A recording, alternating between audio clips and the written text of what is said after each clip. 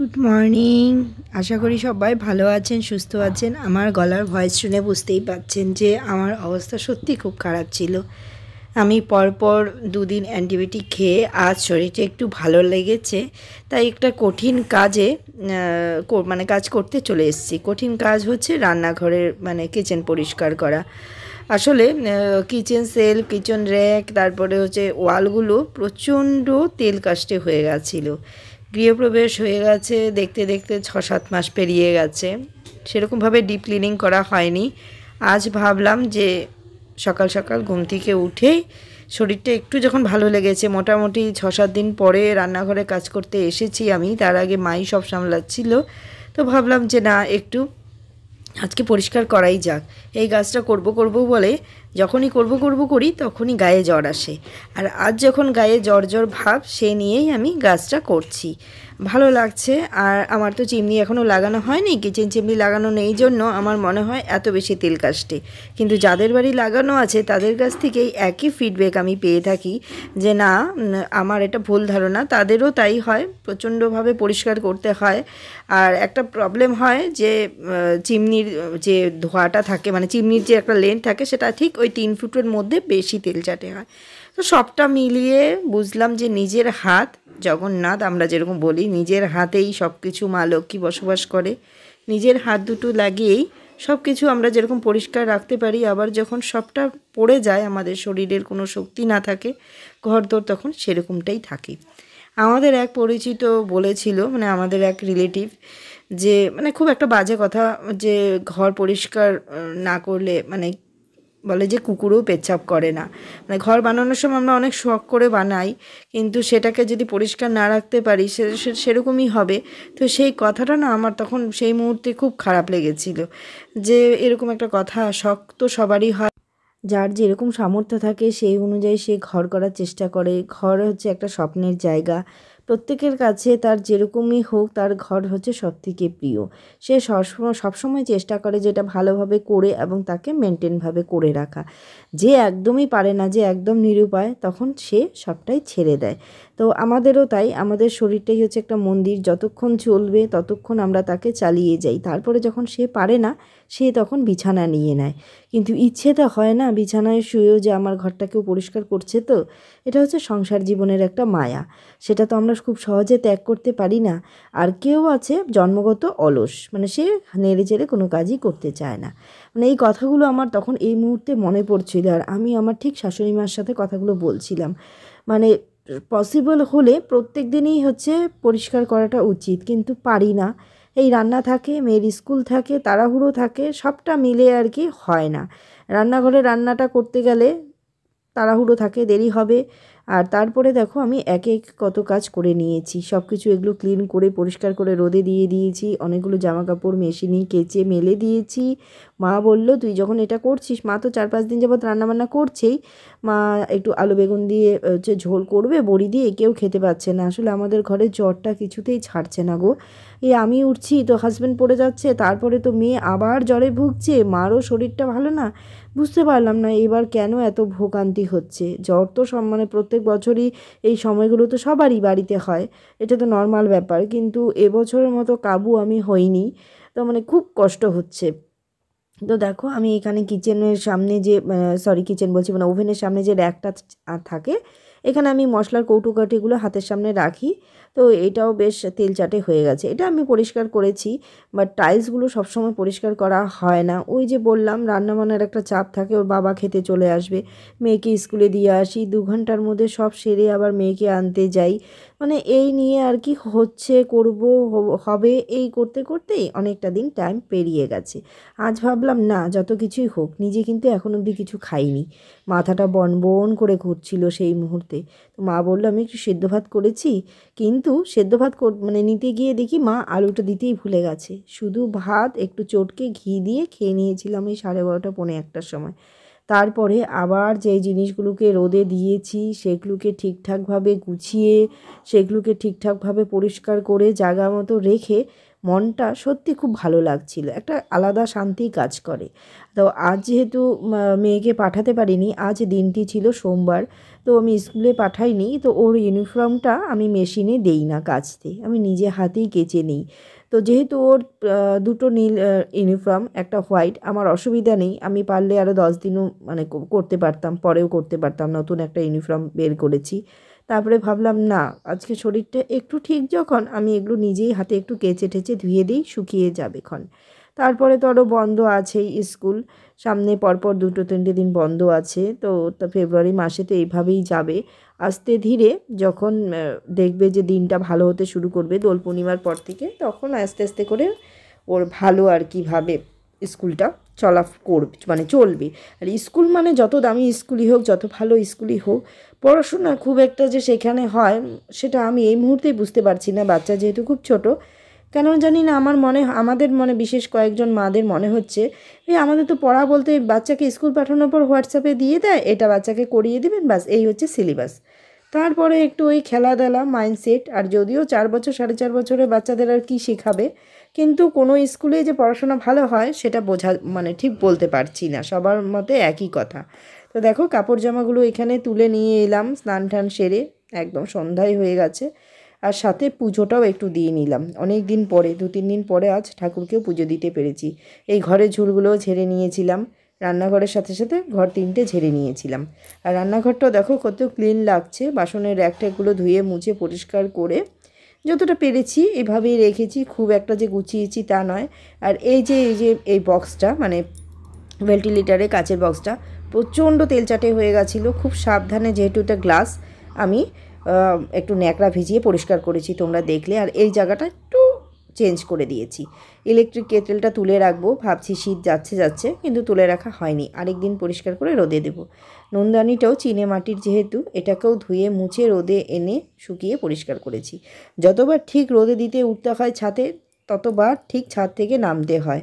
প্রায় 15-20 বার হয়ে যায় ওঠানামা। সত্যি কথা বলতে কোমর আর হাঁটু কোনোটাই সাথ দিতে চাচ্ছে না, বলে দিচ্ছে বারবার তোমার তো বয়স হয়ে যাচ্ছে, ছাড়ো এসব, তোমার দ্বারা আর হবে না। কিন্তু মন বলছে আমি ছেড়ে দিলে আর করার মতো কেউ নেই, আর আমাকেই সবটা সামলাতে হবে। মেয়ের শরীরটা ভালো না, ওকেও চান করিয়েছিলাম বেলার শেষে, মানে এই 4:30টার দিকে, ভুল হয়েছে, তাতে দেখো সর্দি লেগে গেছে। কি জানি একটু খাচ্ছিল মেয়ে, মুখটা মুছে গেল আমার নাইটিতে। এই হচ্ছে মাদের ভালোবাসা। আর নিচটাও কিন্তু পরিষ্কার করে নিয়েছি। আর এখন আবারও যাচ্ছি ছাদে, বাকি কিছু জিনিস আনা বাকি আছে। গলার আওয়াজ প্রচণ্ড খারাপ, অ্যান্টিবায়োটিক চলছে, ওষুধ, সেটা খেয়ে 3 দিন পরে আজকে ক্যামেরা হাতে তুলতে পেরেছি। সংসারের কাজকর্মগুলো মানে হাল ধরেছে আমার, খুব বাজে অবস্থা হয়ে গেছিলো, খুব বাজে অবস্থা, চোখ মুখের দিকে তাকানো যাচ্ছে না। আজকে শাখা বাঁধানো জোড়া খুলে আমি কাজ করেছি। যখন শাখা বাঁধানো জোড়া সরস্বতী পুজোর দিন পড়েছিলাম তখন হাতে ঢুকছিল না, আর আজকে হড়হড় করে হাত থেকে বেরিয়ে গেল। তাহলে 3-4 দিনের মানুষের শরীরের কতটা মানে ঘাটতি হতে পারে বোঝা যায়। আর আমার ভয়েস টোনে তোমরা বুঝতেই পারছো, ভীষণ খারাপ অবস্থা।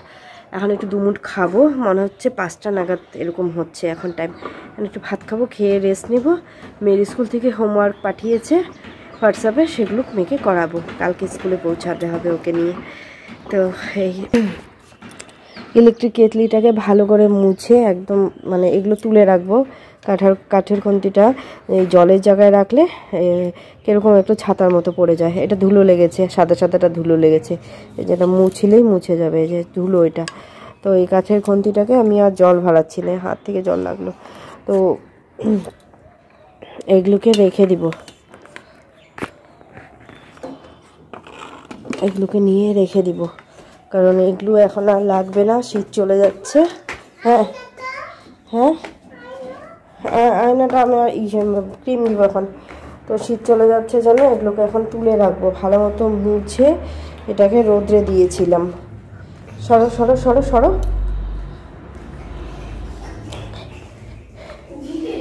যেহেতু চিমনি নেই রান্নাঘরে, তার জন্যই এত বেশি খারাপ অবস্থা হয় ঘরটার। তো এটাকে এখন প্যাকিং করে জায়গা মতো রেখে দিব, আবার পরের বার শীতে ঠিক বের করব। পরিষ্কার করে ধুয়েছি। আর এই জায়গাটা তো দেখতেই পাচ্ছ তোমরা, কি সুন্দর হয়ে লাগছে। পরিষ্কার করলে আর হাত নাড়লে সব কিছু ভালো লাগে দেখতে। তো এটা এখানে রেখে দিয়েছি। চলো বন্ধুরা, এখন একটু খাবো দাবো, রেস্ট নেব, তারপরে সন্ধ্যাবেলার দিকে আবার তোমাদের সাথে আসবো। মেয়ের টেবিলটা, পড়ার টেবিলটা একদম যা তা অবস্থা করে রেখেছে, যা তা। আর হ্যাঁ, তোমাদেরকে একবার দেখিয়ে দিই কী রান্না হয়েছিল আজ রান্নাটা সেরকম আমি করতে পারিনি, মা করেছে বথুয়া শাক, মানে বেথো শাক যেটা, বড়ি দিয়ে আলু বেগুন দিয়ে, আর এখানে আলু বেগুন দিয়ে একটু পাতলা ঝোল হয়েছে, আর এখানে বেগুন ভাজা হয়েছে, আর এখানে একটু খেসারি শাক যে হয় সেটা বড়ার মানে ছিল, মা ওটাকে একটু শাক মতো ভেজে রেখেছে। আর রাইস, আর কিচ্ছু হয়নি, আমি রাত্রে করব। এখন আমার একদম সময় নেই, কিছু করার মতো ছিল না, এগুলো পরিষ্কার করতেই আজকে অনেকটা বেলা হয়ে গেল। মেয়েকে বললাম বাবা চলো একটু ঘুমিয়ে পড়ো, বাইরে সন্ধে হচ্ছে একবারে ঠাকুর পুজো সন্ধ্যাবাতি দিয়ে নিয়েছি। তো এখন ওষুধ খাওয়ার পালা, শরীরটা আবার ম্যাচম্যাচ করতে শুরু করলো, তো একটা এরকম উলের গেঞ্জি পরে নিলাম, ঠান্ডা লাগছে। তো আমার ওষুধ চলছে 3 রকমের, 1 রকমের ওষুধ খাওয়ার পরও যখন কমেনি আরও 2 রকমের দিয়েছে, আর এটা আরও 5 দিন, মানে দিনে একটা, বিকেলবেলার টাইমটাতে একটা করে খেতে দিয়েছে। কিসের জন্য কী কারণ জানি না। এখন চলো মা অবেলাতে স্নান করেছি তো তার জন্য খুব ঠান্ডা লাগছে। এখন ঘড়িতে বাজছে এই 5:30টার মতো হবে, আর আমি এখন একটু শোবো। মেয়েকে এখানে একটু শুতে বললাম, আমি একটু শোবো, ব্লগগুলো চেক করব, আর ভিডিওটা তো কন্টিনিউ হচ্ছে, স্কুলে কি দিয়েছে সেটা দেখব। ক্লান্ত লাগছে, ভীষণ টায়ার্ড লাগছে, খুব পরিশ্রম হলো আসলে। জ্বর থেকে উঠেই মানে এতটা কাজ করাটা একটু কষ্ট হয়ে যায়, কিন্তু না করলেও হয় না। ঘরগুলো পরিষ্কার করার পরে কষ্ট হলেও দেখবে শেষ পর্যন্ত দেখে নিজের মনটা শান্তি লাগে, আর এই শান্তির জন্য পরিশ্রম করতেই হয়। তো একটু নেলগুলো কাটাবো, মেয়েরও নখ কাটাবো, মেয়েরও নখগুলো বড় হয়ে গেছে, কালকে স্কুল আছে। তো চলো পরে আবার আসছি। মা এখানে ভাত বসিয়ে দিয়েছে, মেয়ের এসছিল সেই বেদম জ্বর, ভাত হচ্ছে এখানে, মা বসে আছে, ওর প্রচণ্ড জ্বর এসছিল, ওকে অ্যান্টিবায়োটিক দিলাম মেয়েকে। আমাদের ঘরে জ্বর কিছুতেই ছাড়ছে না। মা চাটা খাও, চাটা ঠান্ডা হয়ে গেছে। তো জ্বর কিছুতেই ছাড়ছে না। এখন 9টার কাছাকাছি ও একটু চা খাবে। এখন গাটা গরম, দেখি এদিকে আসো, কপালটা এখন জ্বরটা নেই, হালকা গাটা গরম আছে। এখানে আমি একটু চা নিয়ে নিয়েছি, আর শুকনো মুড়ির সাথে একটু চানাচুর নিয়েছি, আর কিচ্ছু খেলাম না, ইচ্ছে করছে না। খাওয়াটা অবেলা হয়েছে, 9টার সময় একটু হালকা খিদে পেলো, ভাত খাওয়ার রুচিটা তো সেরকম হচ্ছে না, তাই একটু মুড়ি চা এগুলো দিয়েই পেটটা ভরাচ্ছি। মেয়েও কতটা খাবে জানি না, আমার বাটা খেতে ইচ্ছা করছে কিছু, মানে ঝাল ঝাল ঝাল ঝাল কিছু বাটা আছে না, তাই না মা?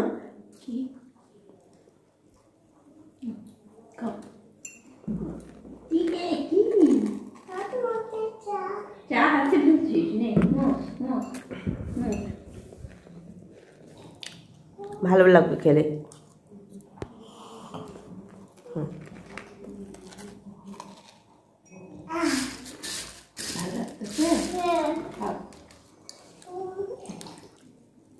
জলের মধ্যে চা ছাড়া কিছু ভালো লাগে, ভিতরে যায়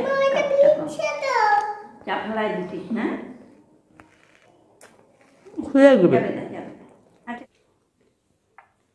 এখানে কাপড় চাপড়গুলো সব মা ভাঁজ করে রেখেছে, এগুলো হচ্ছে মা সব সুন্দর করে গুছিয়ে এখানে রেখেছে, বলছে এখান থেকে নিয়ে নিয়ে তোরা ব্যবহার করবি। আমি তো আজকে গোছানোরই সময় পেলাম না। আর মেয়ের প্যান্টটা পাল্টে দিই, ঠান্ডা লাগছে ওই প্যান্টটা। এই যে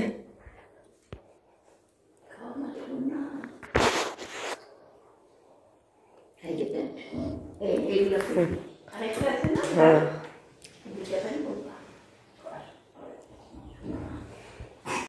এখন কোনো কষ্ট নাই।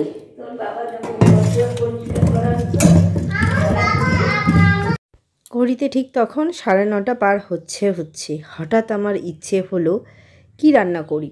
ডিমের মধ্যে মানে জ্বরের মধ্যে ডিম খাওয়া যায় না, মাছের আষ্টে গন্ধ ভালো লাগছে না। রাত্রেবেলা ফ্রিজে আর সেরকম মাংস বা পনির কোনো কিছুই ছিল না, তো খুব ইচ্ছে হলো খেতে। সাধারণ জিনিস যে একটু পাঁপড়ের ডালনা ফোড়ন দিয়ে ভালো লাগে আমার খুব মানে খুবই বেশি পছন্দ। তো ওর পাপার এখনও যদিও জ্বরটা আসেনি, মা মার ফ্যানটা এখানে ঝরাতে দিয়েছে। মা হাঁড়িটা তুলে রাখবে, তারপরে খুব তাড়াতাড়ি হয়ে যায় ইজি। আর যদি রান্নাটা আমি মানে আলুটাকে একটু বয়েল করে নিতাম কুকারে, খুব তাড়াতাড়ি হয়। তো এটাই আমার খুব ইচ্ছে করলো, মটরশুঁটি টমেটো দিয়ে পাঁপড়ের তরকারি প্লেনভাবে করব। মা বলল, তোর যখন খেতে ইচ্ছা করছে তুই কর, এই নুনদানিতে আর নুন ঢালা হয়নি, তো ঢালবো ভাবছি। তার আগে আমি এখানে একটু ফোড়ন দিয়ে আলুটাকে বসিয়ে দিই। সত্যি কথা বলতে পাঁপড়ের তরকারি আমার খুব ভালো লাগে, সয়াবিনের তরকারিও ভালো লাগে। ঠিক এই মুহূর্তে সয়াবিনের তরকারি খেলে আর কি যদি গ্যাস হয়, এই একটা ভাবনা হলো। দেখবে সয়াবিনটা ভীষণ হাই প্রোটিন, সবসময় ডাইজেস্ট হয় না। তো দেখবে এই অ্যান্টিবায়োটিক খেলে জ্বরের পরে না ঠিক পেটটাও একটু হালকা খারাপ করে প্রত্যেকেরই, বেশিরভাগ মানুষেরই। তো আমার তো এমনিই পেট রোগা মানুষ, পেট আমার একদম নরম, কোনো কিছু খেলেই যখন তখন খারাপ করে। তো এই মুহূর্তে গ্যাসের ওষুধ আমি খাচ্ছি, তারপরে আর সোয়াবিনটা খেয়ে গ্যাস করতে চাইনি। আর এই ফুলকপিগুলো হচ্ছে ঠিক ওরকম সাইজেরই এনেছিল, ছোট ছোট। আমার বরমশাইয়ের খুব প্রিয়, ও আবার আলুর তরকারি মানে খুব একটা পছন্দ করে না, পাঁপড়ের ডালনা। তো ওর জন্য আমি ভাবলাম কটা ফুলকপি ভেজে দিই। ঠিক যখন খেতে বসে সবাই নিজের পছন্দের জিনিসগুলো পাতে দেখে, তার কিন্তু মনটা খুব অটোমেটিকলি ভালো হয়ে যায়। যখনই নিজের পছন্দের কিছু রান্না করি, তখনই আমি আমার বরের কথা মানে মাথায় রাখি, আমার মেয়ে কী খাবে, বর কী খাবে। শুধু আমি না, এটা প্রত্যেকটা বাড়ির মহিলা মানে গৃহিণীদের, প্রত্যেকটা বউদেরই এটাই ধর্ম, সবাই তাই করে। নিজের কথা ভাবতে গিয়েই ফ্যামিলির কথা সবার আগে মাথায় আসে। তো মনে হলো যে ওর জন্য কটা ফুলকপি ভেজে দিলে বেশ ভালো খাবে, খেতে বসে কোনো কিছু অসুবিধা হবে না। আর এমনিতেও ওর ড্রাই ফিশ রাখা ছিল বরমশাইয়ের, তো ও যদি চায় বের করে দিয়ে একটু গরম করে দেওয়া হবে, যেহেতু ও ড্রাই ফিশ ভালো খায়। আর যেহেতু 5-6 দিন হয়ে গেছে বউ কোনো কিছুই রান্না করতে পারছে না, মা যেরকম একটা রান্না করে দিচ্ছে, মা এই বয়সে 70-75 বছর বয়সে মা যেরকম পারছে ও সেরকমই রান্না করে দিচ্ছে আর সেরকমই খাচ্ছে, সেখানে বলার কিচ্ছু নেই। কারণ মা আছে জন্য রান্নাটা হচ্ছে, না হলে হয়তো ওই সেদ্ধ ভাত দিয়েই চালাতে হতো, মানে আর তো উপায় নেই, নিজে উঠে আর কি করতে পারবো। তো ওই মা আছে তাই আমরা একটু মাঝে মধ্যে শাক ঝোল একটু খেতে পাচ্ছি। তো কতখানা পাঁপড় আর কি ভাজতে ভাজতে খেয়ে নিচ্ছি। তো পাঁপড় আর বড়া দেখবে ভাজতে ভাজতে না খেলে কি হয়। তো চলো কথা বলতে বলতে এইখানে ফোড়ন দিয়ে নিলাম, জিরে শুকনো লঙ্কা ফোড়ন আর একটু হিং দিয়ে দিলাম। তো এভারেস্টের এই হিংটা না আমার খুব ফেভারিট, হিং এমনিতেই আমার হিংয়ের স্মেল খুব পছন্দ। এখন আলুগুলোকে আমি তেলে ছেড়ে দিচ্ছি, হালকা নাড়াচাড়া করে নুন হলুদ দিয়ে একটু ভাজা ভাজা করে নেব। আর পাঁপড়ের ডালনাতে দেখবে যেহেতু হিং ফোড়ন আর পাঁপড়ের থেকে একটা খুব ভালো স্মেল আসে, তো সেরকম একটা মশলার প্রয়োজন হয় না। ওই আমি একটু হালকা জিরের গুঁড়ো ব্যবহার করেছি, না দিলেও হতো। আর গরম মশলা দিয়েছি, ঘি, ব্যাস তাতেই খেতে ভীষণ সুস্বাদু হয়েছে।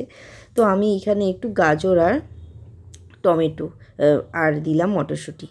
তো কেন দিলাম, কারণ হচ্ছে গিয়ে ওই গাজরটা কেটে রেখেছিলাম, মেয়েকে সেদ্ধ ভাত সকাল সকাল করে দেই যখন স্কুলে যায়, তো সেটা আর করতে পারিনি, তো কেটে রাখা আছে হাতের সামনে দিয়ে দিলাম, ভালো লাগে খেতে, খারাপ লাগবে না। আর এইবারের পাঁপড়টা এনেছিল মুগ ডালে ভাজা পাঁপড়, মানে মুগ ডালের পাঁপড়, তাতে পাঁপড়টা বেশ মুগ ডাল গন্ধ করছে, ভালো লাগছিল। জ্বরের মুখে সেরকম আর অন্য কিছু খাওয়ার এনার্জি শক্তি সবটাই দেখবে যখন শেষ মুহূর্তে মানে পৌঁছে যায়, তখন এই একটাই ভরসা থাকে আমার কাছে, এই পাঁপড়ের ডালনা। আচারও খেতে পারবো না, গলাটা বসে বসে গেছে, তখন আমি এই ঝটাপট এই পাঁপড়ের ডালনাটা করে নিই, ভালো লাগে খেতে। আর বরমশাইকে বলবো পারলে কালকে একটু পনির এনে দিতে, আমরা দুজন পনির খাই, ও আবার ভালো খায় না, ওই ভেবে কি করব না করব কনফিউজে সবসময় থেকে যায়। আর সামনেই শনিবার আছে, তখনও একটু না হয় এনে দেবে, শনিবার করে বাড়ি থাকে, দোকানপাট বন্ধ থাকে সবার। তো এই তখন একটু বাজারঘাট করে আমরা শনিবার দিনটা একটু ভালো মন্দ কিছু রেঁধে খাই। তো চলো আজকে এই অবধি রাখছি, দেখা হচ্ছে নতুন আরেকটি ব্লগে। Good night.